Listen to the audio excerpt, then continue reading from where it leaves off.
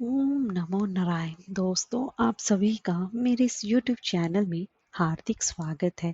दोस्तों, आज की इस वीडियो में मैं आपको कार्तिक मास महात्म का 9वां अध्याय श्रवण करवाने जा रही हूँ। इसके पहले के 8 अध्याय मेरे चैनल पर अपलोड है। तो चलिए आज की कथा हम प्रारंभ करते हैं। आज की कथा प्रारंभ करने से पहले, जैसे कि मैं आपको पहले भी बताया था कि कार्तिक महात्म में व्रती के लिए 4 नियमों का पालन करना बेहद ही जरूरी बताया गया है। पहला है प्रातः स्नान, दूसरा है तुलसी पूजन, तीसरा है हरि पूजन करना, भजन कीर्तन हरि जागरण करना, और चौथा है दीपदान करना। तो सबसे पहले मैंने आपको प्रातः स्नान और तुलसी पूजन के बारे में पिछली वीडियोस में आपको बता चुकी हूँ, लेकिन आज की इस वीडियो में आपको हरि पूजन करना, भजन कीर्तन हरि जागरण के बारे में कुछ आपको जानकारी देने जा रही हूँ। इसके लिए आपको सुबह प्रातः काल स्नान के बाद श्री हरि जी का पूजन करना चाहिए। उसके बाद तुलसी जी का पूजन करें। तुलसी पूजन के पश्चात नित्य नियम से भजन कीर्तन या जप करें, या फिर कहानी आदि को गाएं या फिर श्रवण करें। उसके तत्पश्चात ही आपको कार्तिक महात्म के एक अध्याय का प्रतिदिन पाठ या फिर श्रवण आपको करना चाहिए। इस प्रकार आश्विन शुद्धि एकादशी, पापा कुश एकादशी से शुरू करके कार्तिक शुद्धि एकादशी, देवउठनी एकादशी तक कार्तिक महात्म के अध्यायों का पठन या फिर श्रवण करना चाहिए। आप पूर्णिमा यानी कि कार्तिक पूर्णिमा तक भी कार्तिक महात्म के अध्याय का पठन या श्रवण कर सकती हैं। कार्तिक शुद्धि एकादशी, देवउठनी एकादशी से पूर्णिमा, कार्तिक पूर्णिमा तक प्रतिदिन आपको पंच भीखु यानी कि भीष्म पंचक की आपको कहानी सुननी चाहिए। इससे भगवान विष्णु अत्यंत ही प्रसन्न होते हैं। जिस प्रकार प्रातः स्नान के उपरांत भगवान के भजन कीर्तन करना और कथा का श्रवण करना अति आवश्यक है, उसी प्रकार शाम को दीपदान के उपरांत भी भगवान के भजन कीर्तन कथा श्रवण करना भी अति आवश्यक माना गया है। कार्तिक मास में हरि जागरण करना अर्थात रात को भजन कीर्तन करना भगवान को शीघ्र प्रसन्न करने का और पुण्य बढ़ाने का सबसे अच्छा माध्यम माना गया है। यदि आप पूरे मास जागरण ना कर सके तो कार्तिक मास की 5 रात्रि या फिर 3 रात्रि को भी जागरण कर सकते हैं और इस पुण्य का आप लाभ उठा सकते हैं। तो चलिए आज की कथा हम प्रारंभ करते हैं।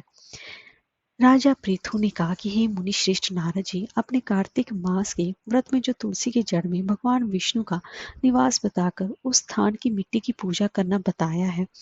अंत में श्री तुलसी जी के महत्व को सुनना चाहता हूँ।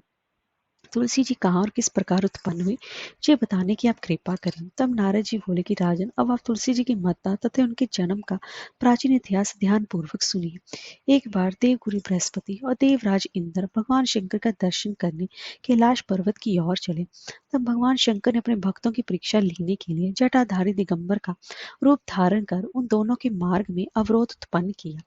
यद्यपि वे तेजस्वी, शांत, लंबी भुजा और चौड़ी छाती वाले गौरवन अपने विशाल नेत्रों से युक्त तथा सिर पर जटा धारण किए वैसे ही बैठे थे, तथापि उन भगवान शंकर को ना पहचान कर इंद्र ने उनसे उनका नाम व धाम आदि पूछते हुए कहा कि क्या भगवान शंकर अपने स्थान पर हैं या कहीं पर गए हुए हैं।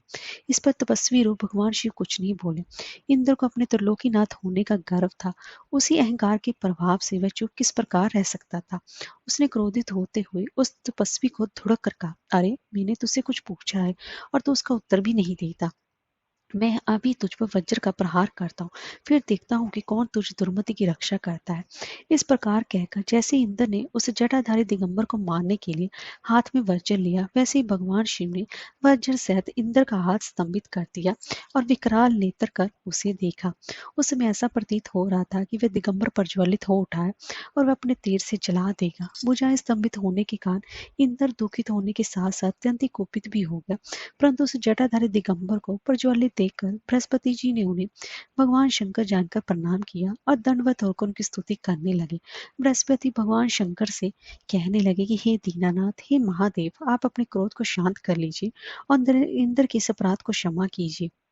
बृहस्पति के ये वचन सुनकर भगवान शंकर ने गंभीर वाणी में कहा, मैं अपने नेत्रों से निकले हुए क्रोध को किस प्रकार रोकूं।